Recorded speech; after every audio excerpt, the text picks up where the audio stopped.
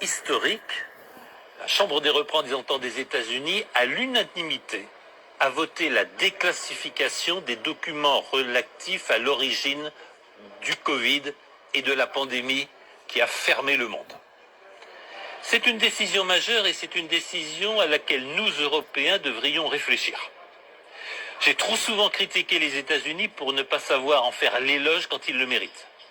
Il faut bien reconnaître qu'en ce moment, entre les témoignages courageux de mains acteurs de la lutte contre la pandémie devant le Sénat et la Chambre des représentants, notamment sous le questionnement de Rand Paul, à la suite des interventions du professeur Malone, à la suite des enquêtes de professionnels de l'investigation comme Matt Taibbi sur les Twitter Files, à la suite aussi du dévoilement progressif de toutes les questions de santé publique que posent les vaccins contre le Covid-19. Je citerai simplement un projet de loi aux États-Unis qui interdit aux personnes vaccinées de donner leur sang. J'évoque aussi le fait que dans l'armée américaine, il n'est plus question de vaccin. J'évoque le fait que pour nombre d'enfants et d'adolescents, certains États interdisent tout simplement la vaccination. C'est aux États-Unis que la vérité est en train de se faire jour.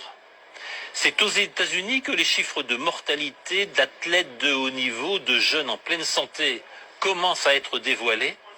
Et c'est aux États-Unis que commence à se faire jour cette vérité dérangeante. La vaccination obligatoire contre le Covid-19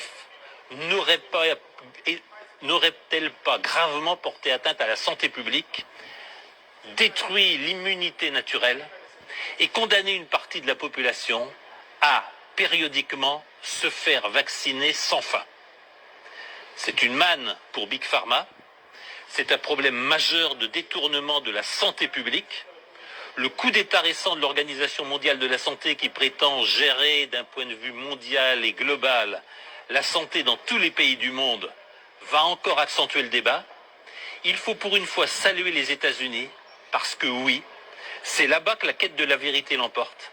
C'est là-bas que des enquêteurs courageux sont en train de faire émerger la partie cachée de l'iceberg du vaccin. Et c'est peut-être des États-Unis que viendra une lumière que l'Union européenne a toutes les raisons de redouter, que beaucoup d'États ont toutes les raisons de redouter, mais qui est une question de santé publique et, j'ose le dire, une question de salut public.